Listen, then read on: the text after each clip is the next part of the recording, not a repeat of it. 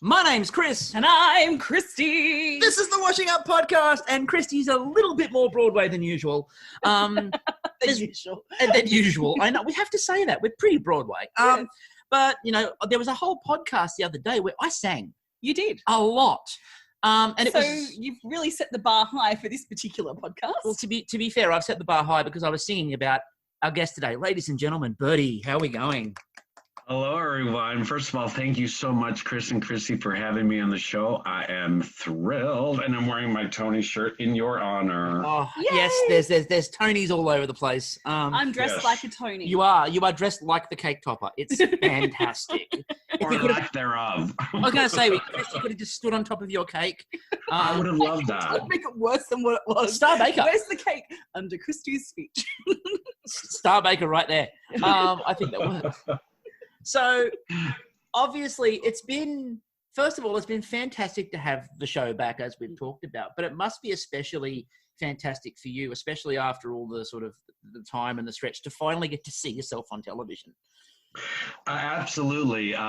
It was, I didn't think it would bother me so much, but as we got closer and closer, I'm like, oh my God, I can't wait. Because we did finish, I think it was in October we finished filming, and then just the anticipation of waiting, and even though I knew what was happening, but I just couldn't wait to see me and also see the rest of my contestants and fellow bakers and see what they created, because I didn't get to see, even the first episode, I wasn't sure what they did. I saw what they made, but how they got to that, I said, oh, you just opened the fridge and pulled that out, didn't you? Because I did not think that. It's all magic. So it was kind of cool to see the first episode, because I had no idea really how they got to their end results, which were so beautiful. And that's one of the things that I think everyone forgets about the show too, is that when everyone gets to watch it back when they've been in there, you're very laser focused on what you've been doing, and you're very in your own head and in your own world, because you need to be. So when you see what someone else is doing, you sort of stop and look at it and go, oh, hang on. And that was something that even Kyla said the other day. She goes, I'm there, I'm watching it. And then when I watch it back, because I didn't see a lot of the other parts of the process, so I'm learning for the first time with everyone else as well. So that's something I think a lot of people forget. Oh, it was amazing to watch, especially like Oyak's crown and Maggie's balloons. And it's like, okay, how did that happen? Did you bring that in a bag? Did you sneak it in? Because it's like, and they were near me. Maggie was in front of me. Oyak's was to my left, and Dominique was also next to me.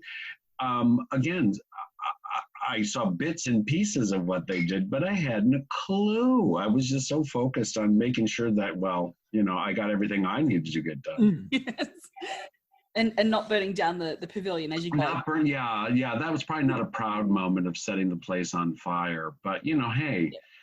Yeah. Bertie, Firestarter. I could be in the next Stephen King movie or something, Firestarter 2 or Firestarter 6 or whatever it is they're up to now. I just felt like you needed to add it a bit more, like you felt like the cake needed a bit more like a jazz, like just some special effects around it. To theatrical, like he's theatrical. And they have fire on Broadway. I thought, well, why not? So what was that, an accident or was that intentional? And that was much easier, I'm sure, than to do a rain stage, like to create a full rain stage so you can do a reenactment of Singing in the Rain. I personally was happy that you didn't decide to go with an ode to Spider-Man the musical, because like that could have ended so much worse.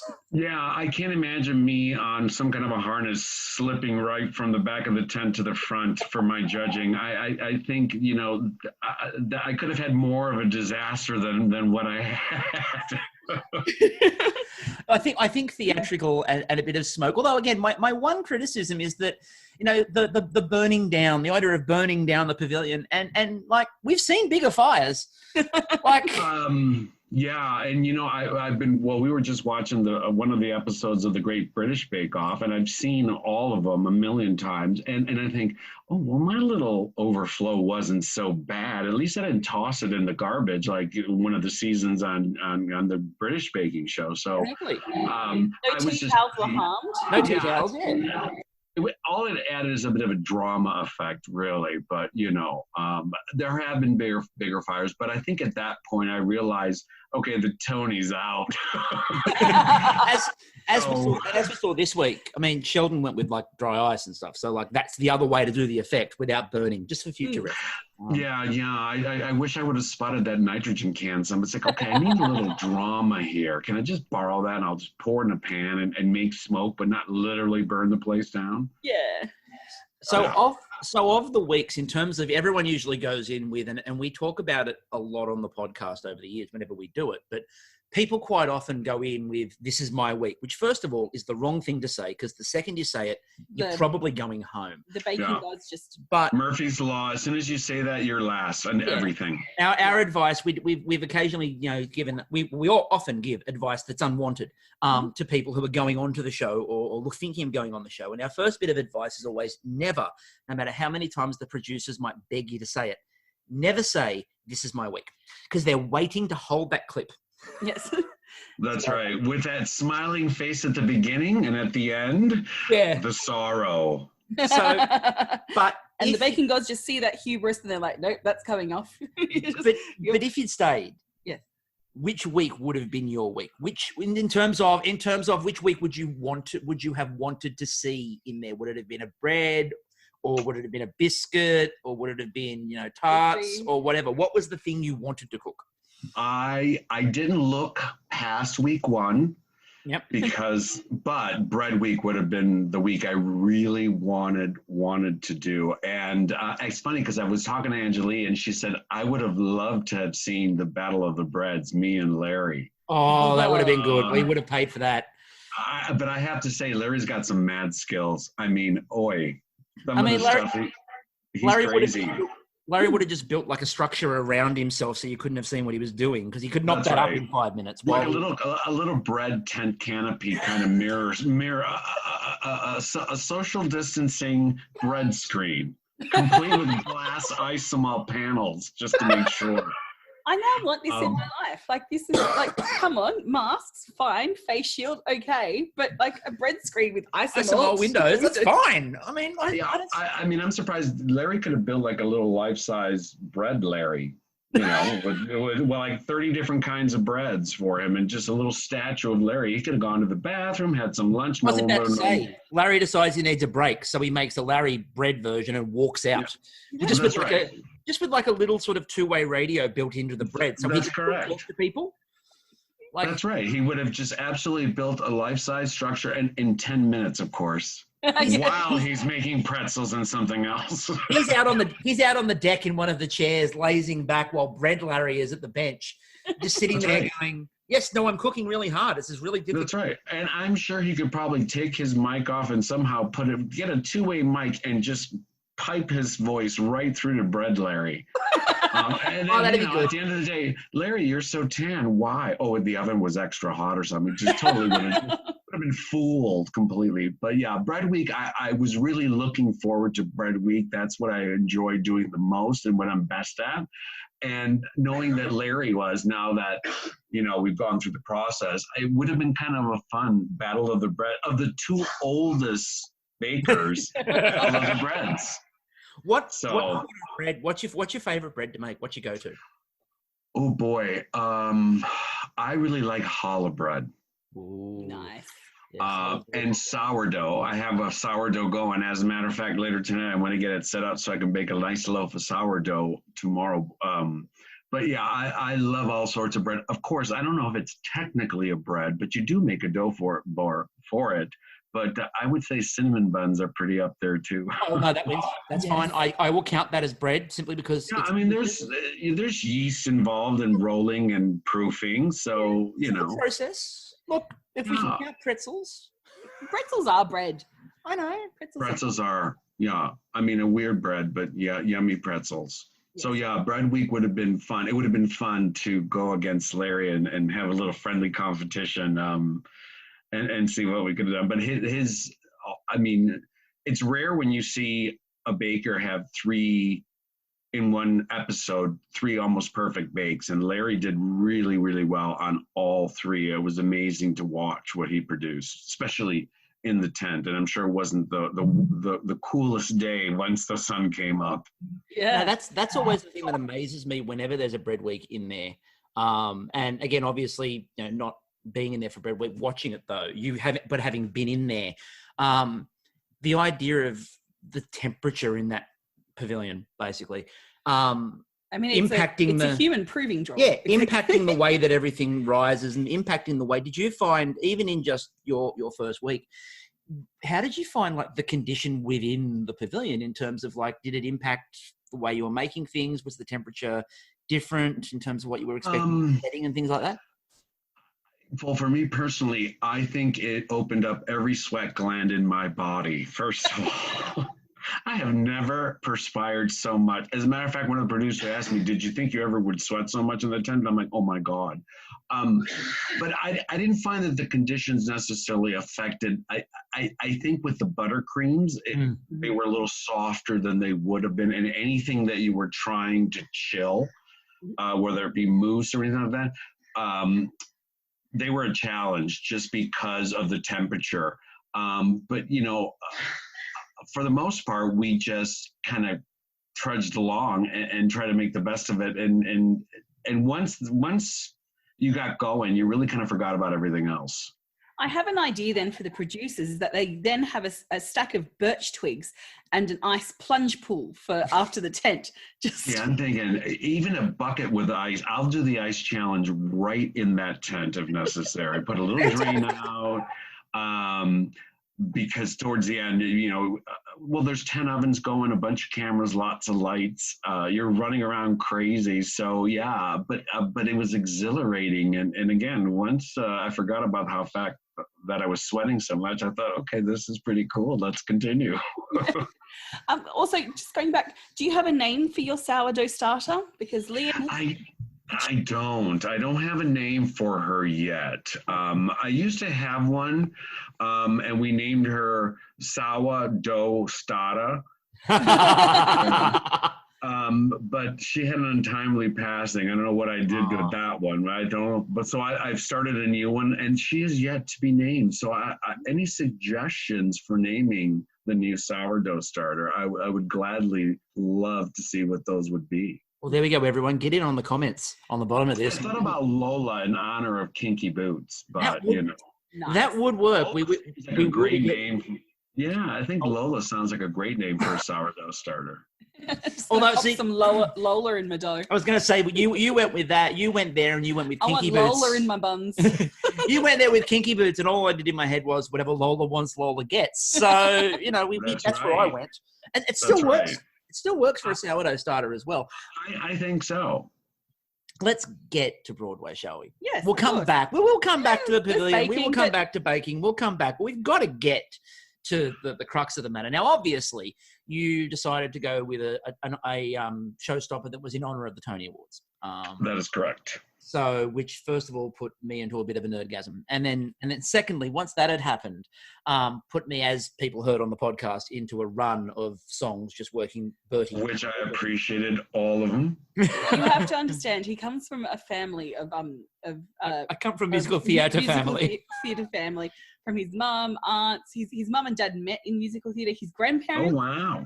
Did it? It just, and apparently, allegedly, you can trace the family line all the way back up to Grieg. Apparently, it goes back to Grieg. My grandmother was very fond of thespians. Yes, exactly. My grandmother was very fond of doing that. We're related to Grieg, it was fantastic. She was very Hyacinth Bouquet. Yeah. And by the way, for anyone listening in Australia, or particularly in miscellaneous city/Sydney, Bankstown Theatre Company, The King and I, opening soon. Anyway, His dad might be the musical director. Anyway, moving past that though, the Tonys. So I'm going to start with favourite Tony memory. Go. Our favorite Tony memory, actually, we were in line waiting to go into the show, and we met this young woman who just reminded us both of Audrey Hepburn. And she was telling us the story of how she had saved to buy the dress and get a ticket, and she came to the show, and we just happened to meet her and said, well, and of course we said, well, you have to have a glass of champagne or two with us. And so then we went down into the lobby and had a glass of champagne, and she was just such a lovely woman. That was a wonderful moment. And then screaming, I think when the curtain went up and everything was happening, I mean, it was just kind of like I was having a little out of body experience. But meeting that woman and just spending time with her, somebody that you never would have met, was probably a highlight. Of course, the show was fantastic. Oh, thank you. Yeah, it's one of those things where, you know, I will frequently, and Kristie can attest to this, I will frequently end up just down the different rabbit holes, going back over different Tony moments and things like that. And also one of my favorite things to do is to go back over all the miscast stuff on YouTube. And I live for Jonathan Groff doing Anything Goes, because that is one of the greatest videos on YouTube. But no, I think that, like, the love of the Tonys, like you said, I'm going to make the Tony. We went to the Tony Awards, and I'm just like, Bertie's my guy. I don't care how long he's there for. Bertie's my guy. So how did your love of musical theatre start? Was it? I was probably a teenager at the time, and then I got a chance with my cousin to go and see Cats. And this will tell you what year, well, maybe. The best tickets were $20. Yeah, that gives you. I was going to say, if it was just going to see Cats. Well, need I say more? Cats has been running forever, so it's like, I don't know when it was, and you're like, $20 a ticket. Okay, yep, all right. And I was hooked. Yeah, I was just mesmerized by the music and the performance, and I was just hooked. And ever since then, you know, I used to have a subscription to the theater in Chicago when I lived there. And then I have one here in Toronto. Actually, this will be a record. It'll be 1 year next month since I've seen a musical. So the dry spell is pretty horrid. Yeah, we've got tickets to the Australian production of Hamilton, and it's only just been confirmed that it will be going ahead, you know, fingers crossed if no other outbreaks happen. So that was the last show we saw. Yeah, we've obviously been fortunate here in terms of just the way things have run in Australia. Yes. So they've had Pippin open for a couple of months now, and that's been running. And then, Hamilton, I think it's next week, opens. So finally, the Australian production of Hamilton opens, which I'm super wonderful. Yeah, it's a fabulous show. And I also heard that Come From Away was playing as well. So another wonderful show, my current favorite. Come From Away, In the Heights was supposed to play as well, and then it obviously everything got put back because of COVID. Sure. When Lin-Manuel Miranda made his first announcement, everyone was like, oh my God, it's Hamilton. And he announced In the Heights, and everyone went, yes, but Hamilton. And then In the Heights, and I know that In the Heights is available for amateur theatre because that might be coming up after King and I. Well, it's supposed to be anyway, another story. But when that happened, everyone went, we want Hamilton. It's In the Heights is great, but we want Hamilton. And then that paused, but now Hamilton's happening instead. So, yay. In the Heights is great, but I'm sorry, we won Hamilton. And that was the thing when he made the announcement. It was really funny. He made the announcement, and it was this weird mixture of joyous, yes, but it's not what we want. It'll do. Yeah, it'll do in a pinch, but Hamilton would be better. Yes, I think I'm going to surprise Chris with this. I've directed a musical theatre. Which one? Wow. It's never been released. It was its premiere. It's called Devil May Care. It ran for, I think, 1 or 2 nights, possibly just one, at the Lane Cove Musical Society. I'm a terrible director because I know what I want, but I just don't want to make people feel bad. Yeah, that's not good direction. I think that's wonderful. So you're a director. Not only are you podcast star, you are a director. It doesn't matter if opened 1 or 2 nights. That's fantastic. I mean, like when I wasn't able to finish my showstopper, that's how I felt. I thought, oh my God, opening night and we're closing. That's how I felt. It's like I just spent millions of dollars on this show and 400 people saw it. It's like EFX in Las Vegas. It's opening, now it's closing because they keep killing Michael Crawford. Well, anyway. They kind of just gave it to me as an experiment because there was no budget. A lovely cast and some very talented people came through, and I just went, I really like what you're doing. Like, it's not exactly going to work for the stage, but I'm like, I don't want to, you just do you. You can't have that attitude as a director. You just do you is not what we call one of the great directorial episodes of all time. No. Yeah, because then, that kind of defeats that purpose. But yes, I think it's exciting that you did a directorial debut. Thank you. I just got this image in my head now of you being given something like the Battle of Yorktown to stage in Hamilton, and with all those intricate movements and stuff like that. And you're like, if you want to come in from the left or the right, look, either or. And just wander over there for a bit. Wave, move the chair, however. I think what I do is I just offer acid to the audience and they can just enjoy what happens. And it would be a hit. It would become, perhaps that's, like, we're offering free bottled water, and just, you get rave reviews. I'm looking at you now and one for a theater. I'm looking at you now, Kristie. And my question is, are you the Bialystock or the Bloom of this operation? Because I've always considered myself the Bialystock, but I'm starting to think it might be you, which makes me Leo Bloom. Anyway, this is a deep dive episode for people that don't like musical theatre. They're not going to get it. And you know what? I don't care. I'm not fast.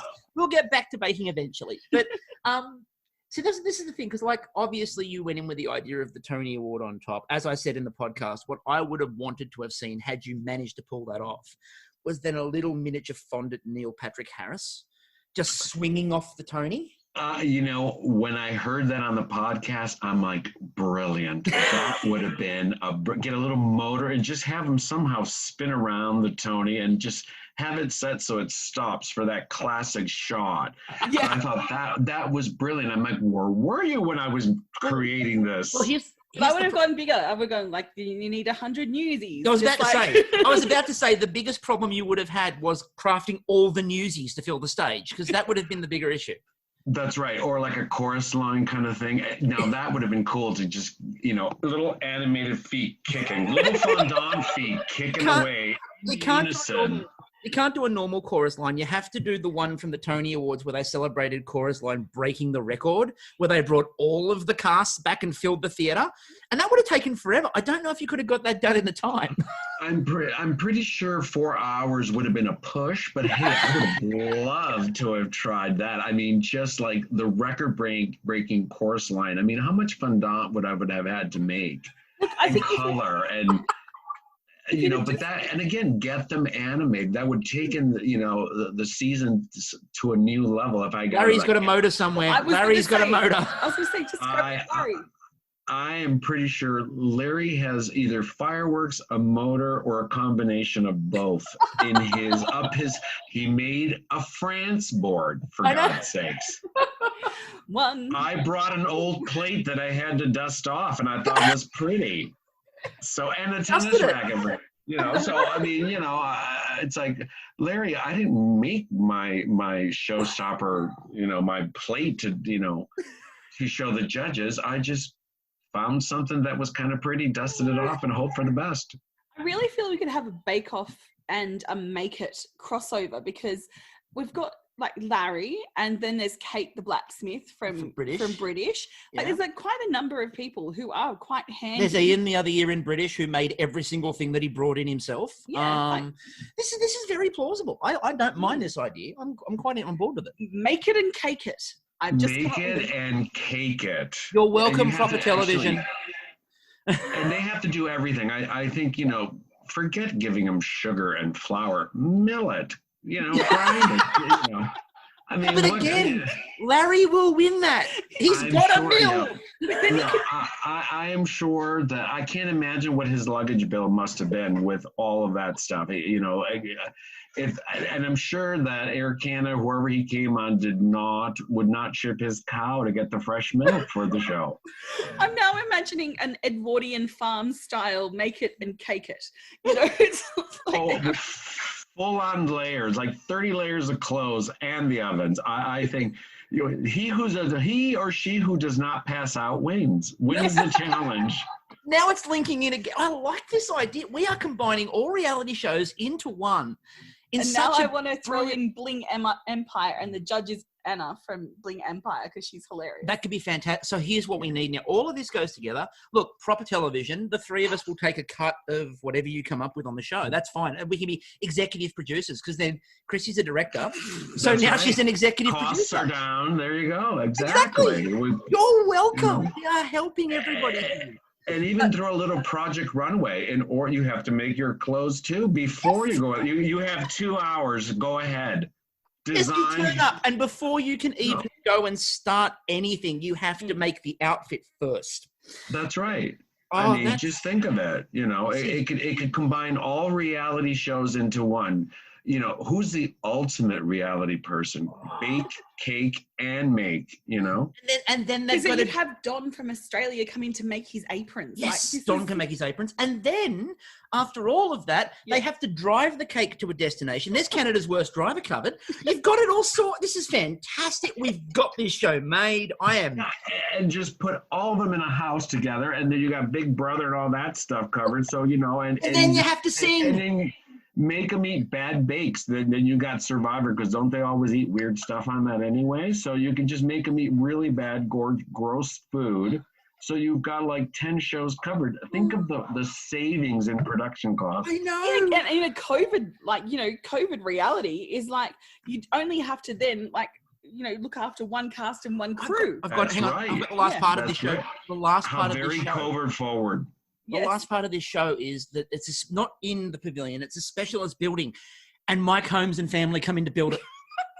That's right. Or they come in and just tell you how badly it was built, or something like that. Holmes fixes the shed. Yes, got That's it. right. I mean, just think of it. You got to quarantine everybody anyway. So why don't you just make sure that everybody has about 10 really good talents and write the script, so they got to do everything. Build the house that you're going to live in together. You know, like a operate the reality cameras. show. Yeah. Oh, except I was about to say, and then you can add some, and then you could add some drag race into it. But that's already. I think RuPaul should host that show, because I think that would be great. And if you can make it bling, and if you happen to wear 4-inch heels, then you get extra points for that. I mean, the thing is, and that might be the area where Larry could fall down, because there's somebody way better than him at that already in there. Oh yeah. Our lovely Sheldon. I would, and I thought, I wonder if Sheldon is going to I thought I would love to see patisserie week or something, and him come out in full on drag with some big old heels, That and would be spectacular. Yes. And sadly, I don't think it would hinder him one bit. No, I think he would have been fine. If anything, he would excel. Can you imagine the little twirls that he could do? Take his cake and spin on the way up to the judges and pray doesn't fall flat on the floor. Your problem would have been getting Anne to sort of give him 2 minutes to do it, because she would have just wanted to stand there and just, fawn. Yes, I would agree with that. But I'm thinking, well, you know what? They could do a little walk off down the main drag, so to speak, of the tent, and have them just do a little walk off. We've got this set. I'm here for it. I think this show is amazing. Make it, please make it. Make it and we implore you, make it. Yeah, exactly. I think that's fantastic. This is going to go right up alongside. You know what we can do? What? When we eventually have our big Mardi Gras float. Oh, okay. Yes. Yep. So when we have our Sydney, this is Sydney Gay and Lesbian Mardi yeah, when we Gras. have our Sydney Gay and Lesbian I've been wanting to go for years. Well, we keep talking about putting together a bake-off float. You know, we spoke to Jay from last season about it. He is 100% here for it. I think we can do this. Yeah, I think that would be great. I haven't a float, and you can just recreate the set right. Just to make it harder, then you can just have the bakers make some while they're on the parade route, because it takes forever. Yes. Well, of course, only the people at the end of the route would get the baked goods, because it would take them all that time. But free buns now. 3 people left over because it took you 6 hours to make buns, but you can fresh buns from the bake-off show. Well, look, the sleaze ball needs catering. Yeah, everybody who makes it to the sleaze ball at the end, right. They're probably going to need some food in their stomach. So I think it works. Yeah, at some point, I think it's a brilliant idea. Instead of getting, beads, or which are environmentally horrible, and all the plastic stuff, how about a baked bun? And if you hit someone in the head, you won't be sued, because it'll bounce right off. So, safety first. Yes. Oh. It's just like all deliciousness, and you're taking care of the crowd. I mean, we'd have to it'd have to be post-COVID, of course, but it'll be fine. Well, remember, the Mardi Gras is happening this year. So It is. Gay and Lesbian Mardi Gras is happening this year. They're actually running it in a stadium instead of down through the streets of Sydney. Oh. So they're Well, that'll be fun. That'll be fun. Not as much. We found out that our Pride is canceled again this year. Mm. So, which, it's the pits. It sucks, but you have to do what you have to do, because if not, this will never go away, and we will not be able to go see live theater again. That's the important point here. We need really, that's my important. That's what I live for. So you know what? That was my biggest worry. When do I go see someone sing? Yeah. Well, that was, to be fair, when I ordered the Hamilton tickets, like when they released them, I ordered them going, please, let this happen. The amount of goats he sacrificed in the backyard to the gods, lots of them. Well, if it got you Hamilton tickets, It worked because it's fingers crossed. We keep going the way we've been going, obviously here, but it was sort of very much my focus was, because they actually said when they released the tickets that we can't do this with a half-filled theatre to make it work. It actually has to be every night. Yeah. So they were like, if we have to do it distance, it won't run. But so far. Well, I hope that you get to see it. And I always wondered with a half-full theater how that affects the performers. Yeah. It wouldn't have been good, but that's, as I said as well, because of the cost of putting Hamilton on. That was the other part. They do it every night. So, but the benefit is that so far it's holding. I think Australia's average at the moment of cases over the last 30 days. I think it ends up being 4. Yeah. And that's great. Their hotel quarantine, mostly. There's been 1 or 2 here or there that have been out, but it's been, I think New South Wales has gone, I think we're at 2 weeks now since the last community transmission case, and there was only 1 or 2. So, that's very good. That's very good. Congratulations. Hamilton, here you come. Lockdowns work, people. Lockdowns work. Anyway, so how's the weather in Canada at the moment? Freezing with a chance of freezing tomorrow, but actually it's almost March, so we've had some mild temperatures. I'm so jealous that it's nice and warm there. But yeah, it's not too bad. No snow, so we're going in the right direction. I'm more of a summer person. The winter, not so much. Yeah, it's a 20 degree Celsius day here today, and we can Yeah, I think today was -2. Yeah, so. I've heard of that. I heard the -2 exists. I've heard of it. I've experienced it. Look, you might think Australia doesn't get that cold, but in the southern parts it can, particularly around an area, Canberra, which is like the capital.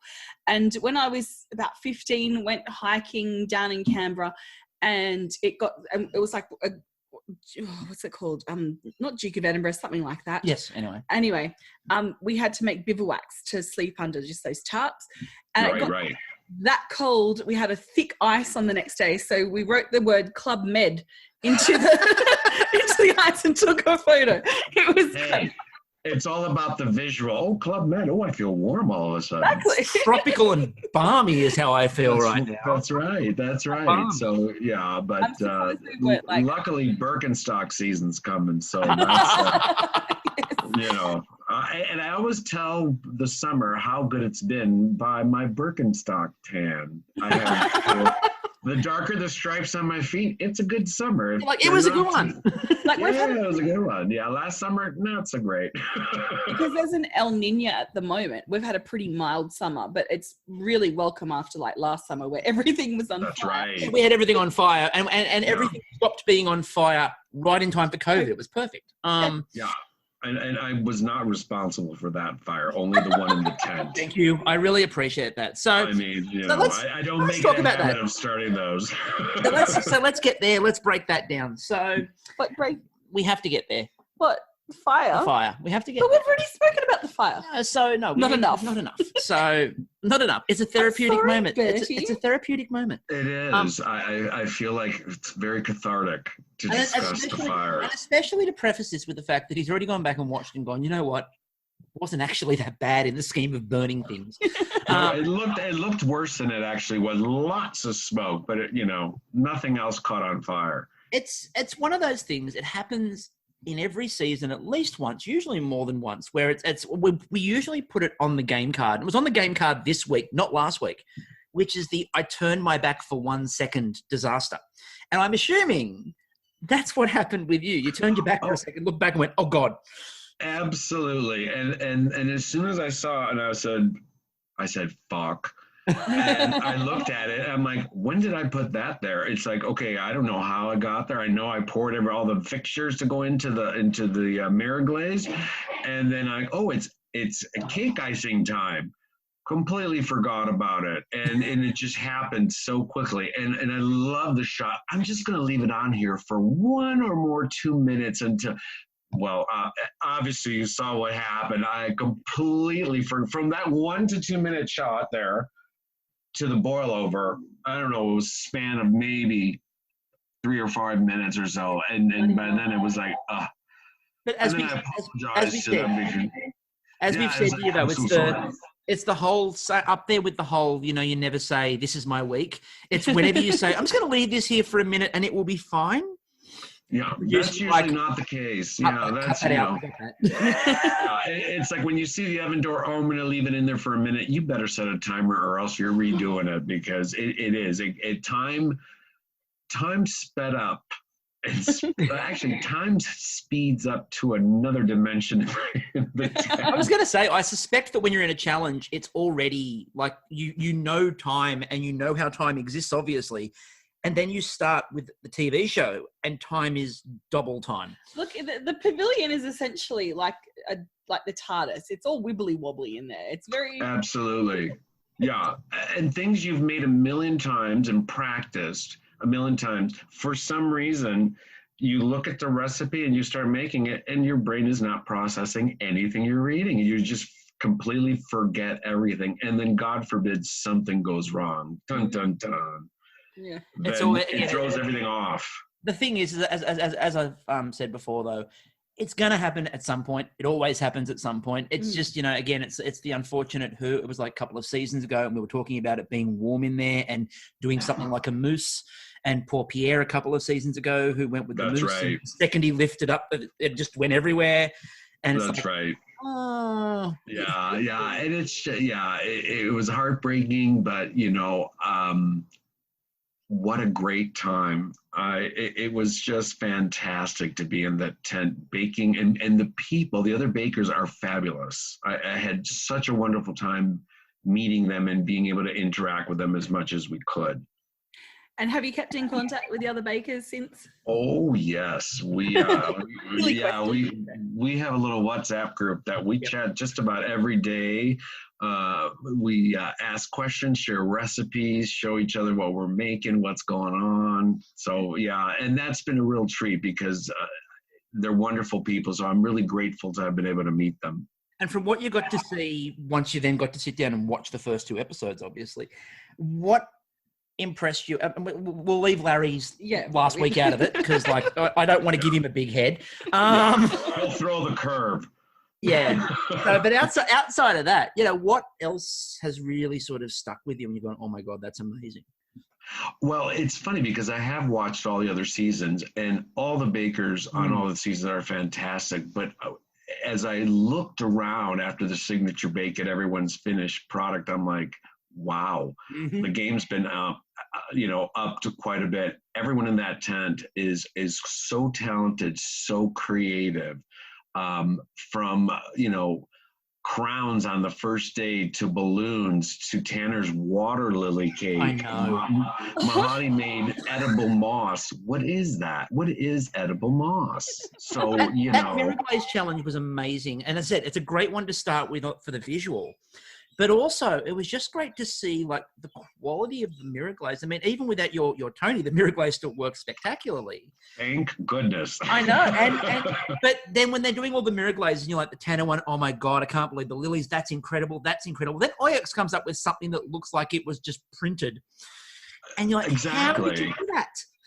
I mean, when I looked up and saw his cake, I was like, what is that? What is that? How is that? How can you have a mirror glaze, but somehow it's gold and shiny? What did you do? What cauldron did you mix that up in? It's his magic trick. It's like you had one of those moments where your mouth just kind of goes like, and then you look at your cake and it's like, wow.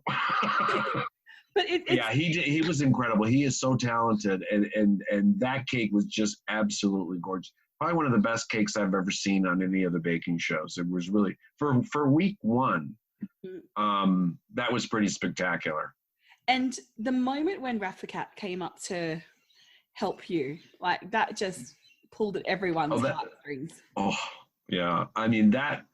I was crying before, and then when she came over, and it just started even more. And all I wanted to do is give her a hug, but I'm like, I can't touch her, I can't go near her, And then I thanked her. I mean, and afterwards we did have a secret hug. Don't tell anyone. But it was nowhere near the set. They were okay. They were. Oh, good, perfect. But that's part of the reason that I love the Great Canadian Baking Show, because you're competing and spending a lot of time practicing and having lots of failures and trying to do the best you can. And there is no monetary prize. You get a plate. So that's one of the things that a gorgeous cake plate, I must say. But that's one of the things I love about the baking shows is everybody's there to compete and they want to win. But if someone needs help, you're going to get help. And I think that's one of the coolest things, especially in a year with COVID and how much it's affected so many people. That's one of the things that draws me to the show is just it's a family in there, and everybody wants everyone to do their best and do as well as they can. And one thing I love is that we know it's a competition. We know there's going to be a finale, and that there's going to be 3 people competing for the plate. But never do the judges stand there like other cooking shows and go, "This is what you're baking for. This blah blah blah, this trophy or this $250,000 prize." There's none of that. It's like every challenge is given its own kind of love and care. Like you're here, you're doing this challenge for the sake of doing good baking. Yeah, that's right. This is this challenge, and this challenge is the most important thing right now, and you doing as good a job as you can. And it's not about, somebody failing. And that's what we always say. One of the things that makes all the Bake Off versions good is that in other shows, the focus is on who failed. And in Bake Off, the focus is on everybody succeeding. And if someone goes home, it's not usually because there's a failure. It's usually because everybody succeeded and somebody just has to be the person. That's and right. Even as I said with yours, like the Tony didn't happen, but you still had so many elements on there where it was like everyone succeeded in the challenge. If your cake was presented to me on my birthday, I would not be disappointed. No. I would love to present you a birthday cake. But yeah, and it is very interesting because even with the judges, when they are commenting and giving their critiques, compared to other shows, it's not harsh. They're not trying to belittle or make you feel bad. They're just giving you tips on how to improve it. Absolutely. And so it's like a big hug the whole time in the tent. It's like a big group hug. And it's wonderful. It's a wonderful feeling, especially with what happened last year. It was nice to be around people, even though I couldn't get near them, but still, oh my God, different faces. Yeah. and not your 4 walls. And a bit of a shout out to, again, we've mentioned it on the pod, but having while chaos is going on around you, having, someone in your corner sort of cheering you on, like Anne, obviously, then coming. Oh yeah. When Anne came over and I was just saying, I'm so embarrassed. She gave me a hug and said, "It's just a cake, Bert. There's nothing to be embarrassed." So she was wonderful in comforting me. And they, she got me kind of back on track. And because at that point it was like, okay, I was having a bit of a meltdown, as everybody saw in Canada and around the world. And that just little moment of kindness kind of reeled me back in and okay, well, you got a cake to finish. And then Rafikat came over and started helping, and that kind of gave me the extra push to finish. And I was proud that I was at least able to finish the cake, not like I wanted it to, because I wanted a second jazz hands that episode. Didn't work out that way, but hey, I'm glad the judges enjoyed it and I was able to present something. But yeah, I was so grateful and appreciative for their help, and the support I found in the tent was really quite something. Now, speaking of the hosts, at any point did Alan take his hat off? No. Because we've got this on the card every week. Yeah, every week. Yeah, I know, and I haven't seen him without a hat. Even online, I haven't seen him without a hat. So, I mean, but yeah, that'll be interesting. That would be that should be worth at least a couple of shots. Oh, 100%. If it ever happens, it's going to be a big drinking square. Yeah, it's a big drinking square on the game card, should that ever happen. We're not taking it off. It's staying there. There will be rotating 8 other squares, but the Alan takes his hat off stays until it happens. Absolutely. Yeah, absolutely. Yeah, but no, he never took off his hat. Oh my gosh. This is conspiracy. I just want to hear everyone's conspiracy theories and why Alan's hat stays on. Like, is he hiding like a pink mohawk and they just it's too shiny? Maybe a platinum mohawk. Two things for the comments now. Name Bertie starter. Yes. What's under Alan's hat? So maybe he's got a little sandwich in there in case he's getting hungry or who knows. I mean, but anything. I don't know if he get hungry though, because he just goes around and steals everybody's food. Maybe a cup of tea, a nice coffee machine. Coffee. Oh. A little espresso machine. Yeah, a little espresso machine under there. He just hides it right behind his mic cord into a glass. And what you don't see is at the back of the hat there's a little spout to pour the coffee out. He just taps the top of the hat. And it just. Well, yeah, he just taps it, and one tap is coffee, 2 taps cream, and the third one is sugar dispenser. So you got 3 little taps. I think we've solved multitasking a lot of the world's problems in this podcast. We've come up with the perfect reality show and now a multi-purpose coffee dispensing hat. Yep, which you would wear. I would wear in a heartbeat. That's I think so. I think so. And you've created a new genre of television, multi-reality reality shows. We are the new multiverse. Marvel's had its run. DC tried. But Bake Off. We are Bake Off. Bake Off, the new multiverse. So that'd be fantastic. Bake Off superhero. A baking superhero. What would they throw flour in the criminal's face and blind him? Yeah, they bring justice to bakes across the world. I think they're here to improve the world. No, it's not the superhero we needed, but the one we deserved. I don't know. The one you desert. You missed it. He went pun, miss. Federal gun or something, they could just shoot profiteroles at people to stop the bad guys. The villain would be Soggy Bottom. A Crockenbush is an absolutely fantastic weapon because you've got the ability to hit them with the profiterole, but also then the sticky over the top, the caramel, is great as a trap. A Crockenbush Tommy gun. A Crockenbush Tommy gun. You can just sit there, crank it, and you just put it on the bottom, and it works its way up the coil if it's baked correctly. I just want that though, and sit there with my mouth open. I'd be the supervillain. We'd now be designing cake artillery just for you. Yeah. Well, I mean. I would say that I bake some bread sometimes that could have been used as a weapon. Firing sourdough bombs.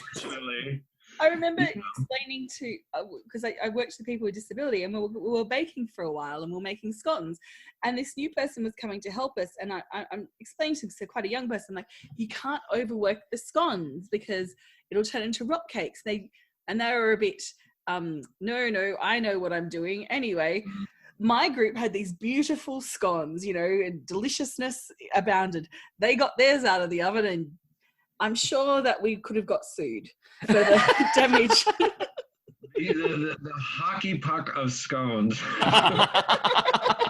I think that a new kind of black hole was found. They were that dense. It's like, are you going to eat them or are you going to hit them with a one-timer into the top of the net? Either or.